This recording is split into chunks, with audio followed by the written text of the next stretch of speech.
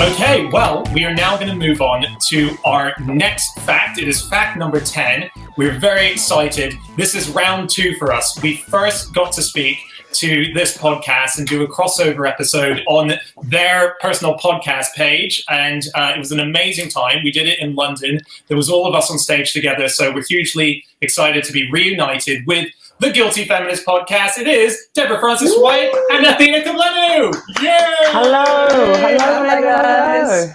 Hey. Hi. Welcome. It's a veritable school of fish. which is what it is. It feels like school always. It's like fun school. You know, like last day of term where you had a cool teacher who maybe, you know, let you do something fun like play a game, but it had to be a game with facts in it because it's still school. That's you guys. Yeah. That's what we strive for, the slightly cool teacher. We could do the cool teacher thing of just putting a video on and not doing anything for the rest of the day. Wheeling the TV. Wheel the TV, because in those days they did wheel them in on and they were box-like young children.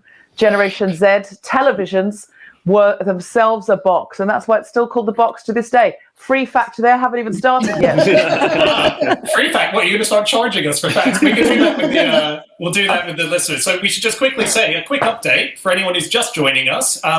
We have now reached 54% of what we're hoping to reach. That's £54,000 that we've managed. The target is a fake target, so don't look at it. It says 100,000. There's meant to be an extra zero on the end there.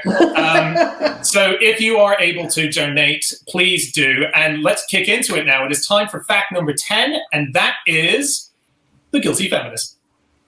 Hey. Hello. Hello. You rehearsed this. Do you want to read it out, Deborah? You could read it out, Athena. I'll read it out. The fact is, the first woman to run the Boston Marathon was warned by doctors that her uterus would fall out. And did it? And tragically it did. It was warned. I can't believe you came in with it was that like red fact, crumbs, guys. maybe where she'd been. It was like an early GPS kind of tracking system. that's how they knew what the route was. Oh my God. If you Google this is Kathleen Switzer, and if you Google it, it does say, and tragically it did, and there's a monument where it fell out. There's a monument in the shape of a uterus, and it's got a plaque on it saying, you know, this is the price she paid, and, you know, for Wisconsin.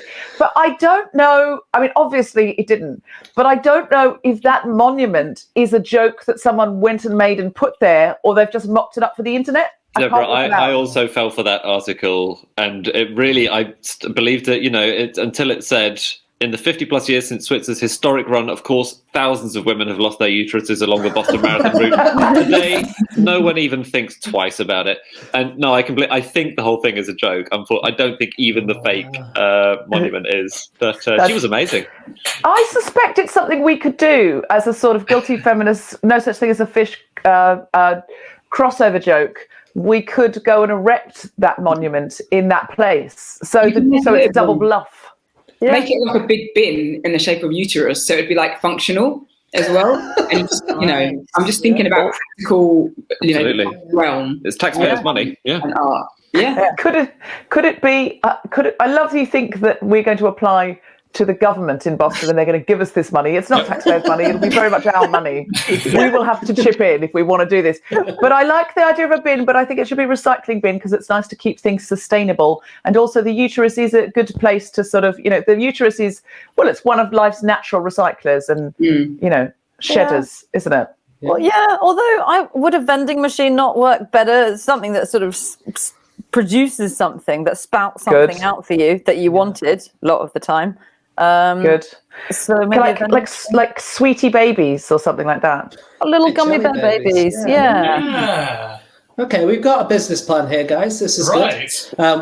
We came up with a new TV show with Richard Osman. We've come up with a new business plan here. Yeah, and we're raising all this money to invest into our project, so we can take it. We don't need to give it. No, we will give it. But yeah, this woman, Kathleen Switzer, was amazing, right? She basically turned up the Boston Marathon, wanted to run the Boston Marathon. She spoke to her manager and said, well, they're not going to let us, are they? And they looked through the rule book, and there was no rules to say that they couldn't. And so she just kind of went to the start line, signed up, went to the start line, started running, and then halfway through, one of the men who was looking after the thing tried to tackle her and stop her from running. It's an amazing story. Yeah. Her boyfriend, man couldn't tackle her. well, her boyfriend pulled him off and then turned to her. That would definitely distract him, for sure. Come on now. This is a family Zoom. Her boyfriend grabbed him and then turned to her and said, "Run like hell." And she kept running. She's like, "I'm doing a marathon. What do you think I'm going to do?" Go slowly and steadily. That's what you're meant to do in a marathon. True. Yeah, that's true. But he was a hammer He said thrower. it's a sprint, not a marathon. Sorry. Yeah, but he was a 235-pound hammer thrower, an American football player, her then boyfriend at the time, who tackled. The guy was called Jock Semple, who was the one intervening and trying to sort of grab her number and all this stuff. Right. But the coda, years after the story, is that Switzer later became really good friends with Jock Semple, the man who'd been trying to stop her. And, he completely recanted his opinions. He changed his mind. When the field was officially open to women a few years later, he welcomed them, and they stayed friends for many years after that. So that's kind of nice. Oh, nice. How did she win him over to feminism? Well, because he ran a marathon and his penis fell off. Didn't he? There's a monument of that too. An exaggeration, one might. I've seen that building in Boston. They actually, we're doing this big charity event right now, and actually the Boston Marathon is fantastic for charity as well, for one very specific reason. We mentioned this on the podcast a long time ago, but so much clothing is discarded at the top. So everyone comes, they're cold in the morning, they've got their tracksuit on, they take that off and they start running, but they don't come back for it at the end. And so someone who was watching it one year, who was a volunteer called Judy, she noticed all this and she started collecting them. And over the years, the volunteers that have joined have numbered higher and higher. It's gotten to the point where they're basically each year collecting 26 tons worth of clothing and donating it to charity and making, it available to homeless and whoever the needy. It's a fantastic accidental charity event as well. And for fans of numerology, 26 tons sounds a lot like 261, which was Kathleen Switzer's number. And that was the number she ran with. When she ran the race again in 2017, obviously much older at this time because that's how time works, they gave her 261 again because it was obviously sentimental. And at the end of that race, they took that number out and said, no one will ever run with this number again. This only belongs to Catherine. So if you want to run the Boston Marathon today, you can, but you can't run as 261. But you can collect, you can collect 26 tons of clothes. That's a second. If someone was dreaming of being number 261 and you've just had your dream shattered, at least you can get the 26 tons backup prize.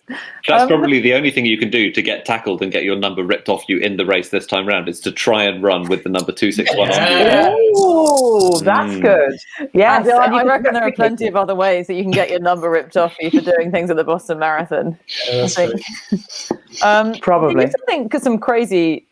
I mean, health advice for women was pretty wild back in the day, wasn't it? Cycling was a very dangerous thing for women to do until the 20th century. It's still dangerous. I once got spanked. What? Not that you You've told this on the Guilty Feminist before, Athena. So I think I might have recounted the story, but it's I was cycling. I got spanked. I was cycling up a hill, and I felt a hand on my backside, and someone had put a hand out their window and spanked me. And what can you do? But you're right. Probably a little safer than it was in the past, but still a little bit unsafe. Wow. Yeah. No, I was actually thinking that I shouldn't have been so cavalier because cycling is quite dangerous, and I, as someone who's had a number of cycling accidents, should know that. But I didn't know that spanking was a genuine issue still in it. Well, the issue was it just happened the once. I would have expected to get spanked constantly with the shape of my posterior. You were not enough respect at all on the streets. I mean, I feel you're demanding spanking videos to be sliding into your DMs then. You've only got yourself to blame. I bring it on myself. I never. I think I'm a feminist, but I've just I've just blamed a woman for what slides into her DMs. I'm so sorry. Take it back. No matter what Athena says, she's not asking for unsolicited DMs with that kind of content. I couldn't be spanked on a bike because I've literally never put in enough energy to lift my ass off the seat. So that is just a defense mechanism you could try. But no, in the 1800s, there was a lot of anti-bicycle for women sentiment, and doctors warned about things like bicycle hernia in women, bicycle sore throat, bicycle face, which is just where your face gets horribly contorted and isn't very womanly anymore. And surely no one was stuck in a contorted position. That's an easily fixed. No, people used to cycle a lot faster, so you got permanent disfigurement. No, it's weird. You would have thought it's quite easy to disprove, but there are lots of articles written. There are special cycling corsets that you could buy because it was thought to be so damaging for your uterus to be on a bike. Wait, did you say corsets? Corsets. Oh, corsets. I thought you said there were courses that you could go on to learn safer methods. Workshops. Yeah. Exactly. Workshops to look womanly on a bike. Cycling proficiency. Stop the uterus. Cycle upside down. That way it falls back into you. You've got to do a side saddle. That's what you do. You ride it side saddle. Side saddle. Yeah. I'm going to suggest, though, Anna, the reason women were told these things is because suffragettes got bicycles and that helped them with their cause. And so then the propaganda came out saying, oh, bicycles bad for women because women were using bicycles to get their rights. Yeah, so it's a very liberating thing. It was the propaganda came after they started using them for something, for equality. It wasn't like the bicycles came out with a warning, women shouldn't ride these. It's women started riding them. And then everyone went, they seem to be closer to getting the vote. Tell them it'll ruin their face. Yeah. It was only when people realised that women were going to ride them wrong, it turned out, and use them to try and sort of liberate themselves, that they started to renege on it. There was some good advice, though. There was... the New York newspaper gave women advice for cycling if they must do it. One was, don't scream if you meet a cow. Very important. What's the reason for that? That is good advice in general. I don't think it needs to be gendered advice. Don't scream if you meet a cow. That's really good advice. Cows are evil, by the way. If you ever look them in the eyes, they're just dead. Wow. That's chickens you're thinking of, James. It's not. It's cows. The thing is, like chickens, I don't like chickens either, but they're a lot smaller. Cows have famously soft and lovely eyes. They're well. Look, we'll have this argument after the. One of us used to live in the countryside. Anyway, sorry. What are we talking about? We've all seen cows, though. What are you talking about? Andy, a cow. Oh my days. Where were we? What else were you not allowed to do apart from scream at cows? Advice. So don't scream at cows or have vigorous arguments about whether they're evil or not. Don't use bicycle slang, which is. Let's hear some bicycle slang. Do you know what? Slang, please. I wish I'd collected some. They didn't provide examples, so maybe now's a chance to make some up. All the words in my head are rude. Because when you cycle, you have to cycle with a bit of aggression in London. I'm in London, right? So bicycle slang can't be pretty. It's got to be get out of my effing way and all that. That's all I can think of. Yeah. I thought you meant bike terminology, like the different bits of a bike. In a tube is quite a fun thing to say. Yeah, spoke. Don't ride a bicycle. Your inner tube might fall out. Just as an example. My favourite feminist cyclist was. Have you ever talked about Annie Londonderry on this show? Oh yeah, but love her. No, bring her back up. Can I bring Annie back to the table? She said that she was going to cycle around the world, and she's famous for cycling around the world. That is what she is famous for, because in Victorian times it was a thing that it's a bit like being an influencer or something now. You could get sponsored to do something by settling a bet. Because now, when you're in a pub, I bet you wouldn't, you Google it. But in the olden days before that, you'd ring a radio station or something and say, settle a bet for us. In those days, I don't know if we did that. Did we ring radio stations? I don't know. But I felt like that was in the ether. It was like, I'm trying to settle a bet between me and my friends. So 2 businessmen had a bet that you couldn't cycle around the world. Annie said, if you sponsor me, I will do it and you'll win the bet. And so took the money from the men and then cycled around the world. In fact, she did not cycle around the world. She cheated absolutely loads the whole time. And it turned out that wasn't even her name. She took the money. She was all sorts of amazing feminist. But she basically she was sort of a cross between an influencer you really admire, who basically started with nothing and has convinced everyone to buy their stuff and get sponsorship and all that kind of stuff, and Milli Vanilli. Yeah. You're describing a scam artist here, Deborah. She trades under an assumed name to trick these poor businessmen who just wanted to have a simple bet about whether you could cycle around the world. I mean, I think she changed her name because she was Jewish and there was a lot of anti-Semitism. So now that doesn't look good on you, Andy. No, that actually is me. Oh, Andy, you're about to get cancelled, Andy. Say goodbye. It's been coming for years. It was a matter of when, not if. There we go. I think there's an opening up on here on No Such Thing as a Fish. So Athena and I will now wrestle for it. Yeah, I'll pitch for that. On that, I think it's really good. I think true equality is being able to be as devious as men. You know, that's equality. So I'm all for it. I'm all for a little bit of a deception, you know. No, I want to step in, and I can't believe I'm going to defend Andy, but I think she changed her name because Londonderry was the brand of water that sponsored her. So this really? was part of her branding plans. It was probably, I suspect it was, look, I've got a Jewish name and I'm suffering from anti-Semitism. And also, handily, this company's offering to give me £1 million. Because then that's right. I've forgotten about the water sponsorship. And I think there were billboards on her back and stuff. Yes, that's right. She was a walking advertisement. Well, no wonder she didn't make it around the world. Blimey. The billboard on her back. It's hard not to get the backpack around the world. Just looking it up, and she's Annie Londonderry Kopchowski. Yeah. But she definitely did hide the fact that she was Jewish. She's Latvian because of anti-Semitism. But she was a go-getter. And she took loads of trains, apparently. Most of it was by train. Most of it was just her putting a bicycle on a train and going, I mean, the bike's here, I'm here, we're going around the world. Yeah, she was sat and pedaling on it. That's She took a bike around the world, you know. It's better than steroids. It's not like she shot up herself with like steroids and performance enhancing drugs, guys. Come on. Exactly. That's so true. You've got to fight patriarchy with patriarchy. Deviousness with deviousness. Have you guys heard of I love this woman, Dorothy Elizabeth Levitt? She was the first British woman to be in a motor race in 1903, and she set a record in 1905 for the longest drive achieved by a lady driver, which was London to Liverpool and back, which doesn't sound very that's far. the M6. No, I've done that on a comedy circuit. That's far.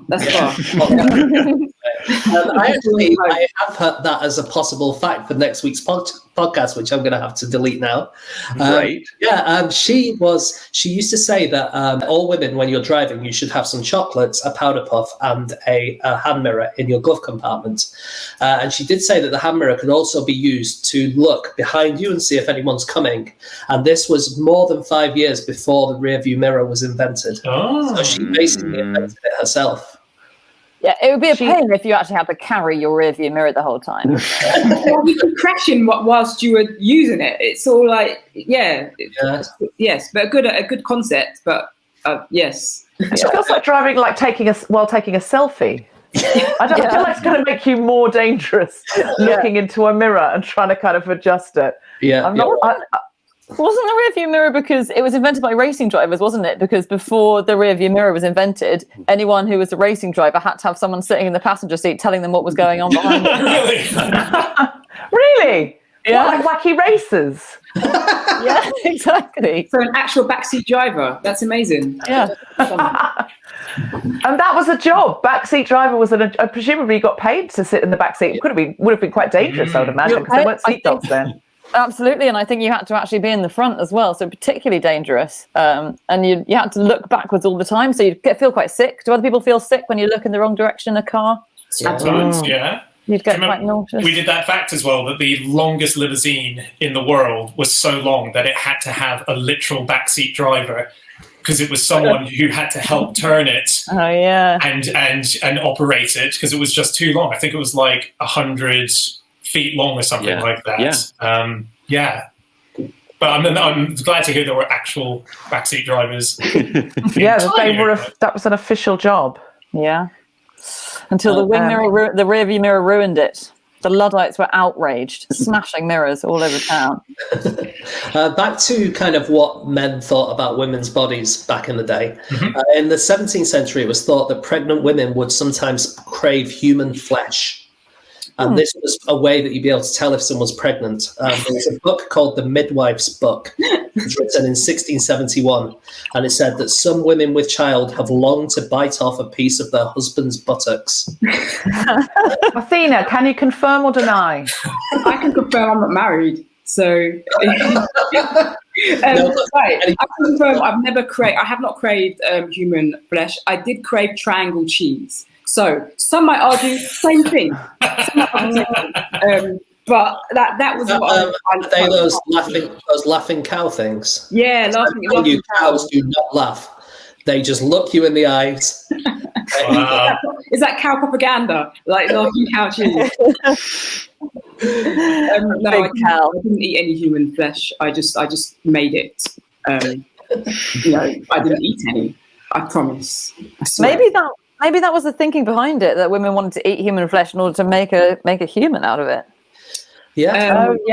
That could be it. Basically a way. I might start eating money. Is that how it works?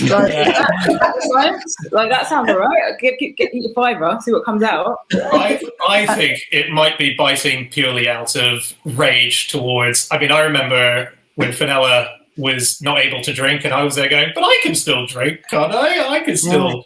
I'm not pregnant. I feel like we had many a moment where she wanted to rip a huge chunk of flesh out of my, not necessarily butt, but yeah. That fact is from an inconsiderate man and an angry wife, basically. That's what it's from. Like, these women just want to eat men. No, just you. Just you. I had a friend who, when they came home from hospital after having given birth, said to her husband, the doctor said, we can't have sex for 6 weeks. And he said, no, the doctor said, you can't have sex for 6 weeks. Isn't that the worst thing you've ever heard? Wow. I mean, that puts your light beer into perspective, Dan. Yeah, it was a Beck's Blue as well. Didn't even have alcohol in it. Honestly, if I hear that, I'm making a man curry. There's no man phase on the menu. I'm really gonna just go in, season it, cook it a day in advance, roti. So you're not just biting a chunk out, you are marinating. Oh yeah. You're consulting Jamie Oliver. I'll put it on Just Eat, I would have to Deliveroo it. I'm not a good cook. I'd have to Deliveroo if I were pregnant and desperate for man buttock. But in Camden, you can get everything on Deliveroo. It's a really, surprisingly surprising. You'd have to search for it, I imagine. This is something I was wondering about, Athena, because I was reading that the uterus is, because I've never used my uterus for this purpose, but I was reading it's the size of a small apple, but during birth, it stretches to the size of a watermelon. It's one of the stretchiest things on earth.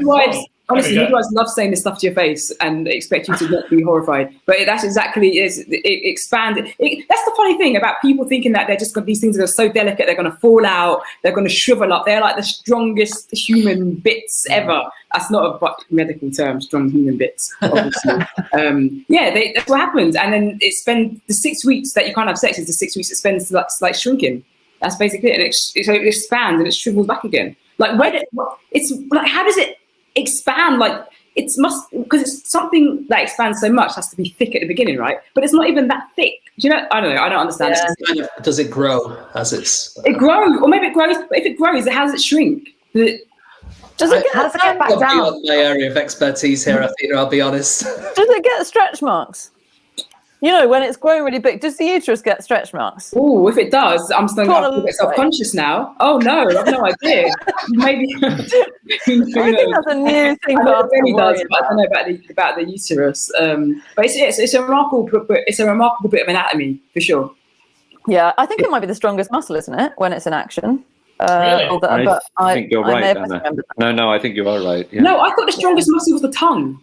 I think except the uterus when it's doing. Oh, it's a second strongest. I think the uterus gives as much power as a crossbow. I remember. I've heard that, and I can't remember what. I can't remember what it means, though. I can't remember the. It's one of those things where you never forget the sentence, but then no one ever, whenever you say it at a dinner party, no one asks you to go into it a bit more. No one asks you to the next dinner party, actually. I imagine you're all very popular at dinner parties because people think you're going to bring this kind of facts with you. No, far from. Really, for the last year, I've been invited to remarkably few dinner parties, actually, and I don't know what's going on there. But. Well, we've been having amazing ones. It's so weird. I've had all of you for dinner except Andy 3 times. It's just not occurred to me, Andy. I think I worry that you're going to say something anti-Semitic. Right, can we? If you're just joining us, Andy dropped That's a a bombshell callback. earlier. Very important to know. Callback. It is not something that Andy is. Can I just quickly say, quick update? We're doing so nicely on all of the funding coming in. We're on £56,708. Thank you, everyone who is continuing to give us money. We just got Ben Corbett, £350. Oh my God! Ben. Is that Ben? Is that our Ben? That will be. Oh. Our show after every show, and he's going to have to mix 20 hours of this. So I don't know why. That's incredibly kind, though. Chandra from Canada has given money. Rowan Poots has given money. Paul Aston. It's all. Thank you, everyone who's doing this. It really is making such a difference, and we're leaping up. We're leaping up in our amount. So please keep giving. I think it's because Athena and I have been so funny. We've spiked the gifts. Yeah. That's what I think. Oh yeah, I mean definitely. People throw money at me. This is just what happens on a daily basis. You're just getting the money that would normally be coming to my PayPal. It's just and I'm happy to donate it for Comic Relief. It's a lovely thing. If anyone wants to donate money or spanking, either of those will be really gratefully accepted by Comic Relief. It's all good for my ego. It's all good for my ego. It's fine. I was when I think about things, mad things people say to women, I think of women in space. Because there's that really funny fact about the number of tampons that NASA thought their first female astronaut would need, and I believe they thought she'd need like 100 for like one period or something. And she said, half that, and that's generous. So always learning. Yeah. Heavy flow. Yeah. You've got a heavy flow. It's good to have some backup, isn't it? Thank God you're laying down when you go to space, because that uterus would be in serious trouble if you were sitting up. Well, I would worry my through uterus the bottom would. of the rocket. Yeah, I would worry in zero gravity that my uterus would float out and up and in front of me, and that would be much horrifying than it just falling out on a run, where you could at least keep running and pretend it hadn't happened. I mean, if you're in zero gravity with other astronauts and there's your uterus just floating around and you're kind of trying to get it, I mean, I can imagine that would be the most awkward thing that could happen. Stretch marks? That's definitely an awkward dinner party moment, isn't it? When you have to catch your uterus and put it back. Sorry about that. Just get that back in there.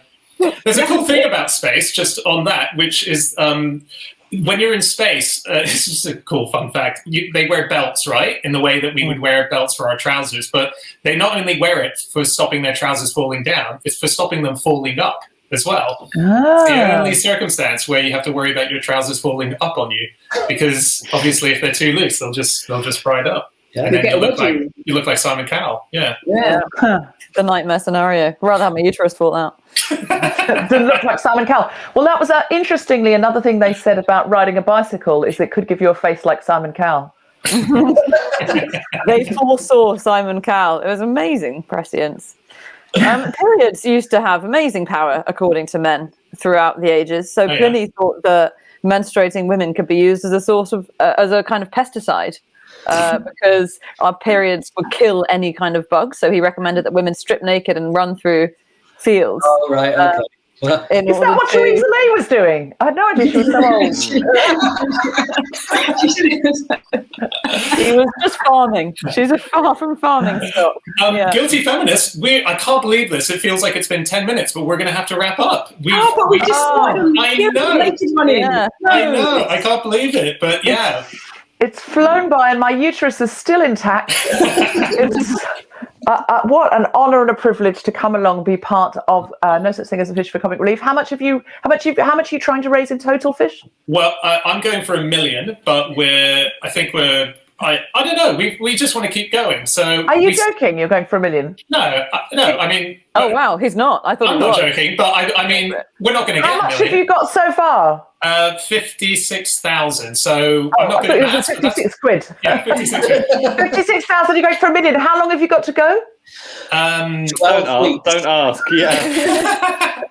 No, well, our target was 35,000, so we've smashed our initial target, which is great. And thank you everyone who's helped us do that. But there must be an oligarch out there watching this right now. There must be someone who's just got a cool mill that they can pump into this. So How much longer have you got to go? Until finish midday tomorrow. Yeah, midday tomorrow. Oh my God, are you all up all night? Yeah. Like, do you think that gives you enough time to call your millionaire friends? Because that would be great. Listen. I'll pump it out on the old socials. Please do. Good luck. Bless Thank you. and your uteruses. Oh, thank you, Athena. Thank you, Deborah. Thank you, Guilty Feminist. And stay tuned, everyone. We'll be back in a few minutes for another fact number 11, and it is Jumanji star, Flight of the Conchord star, Rhys Darby. He'll be here.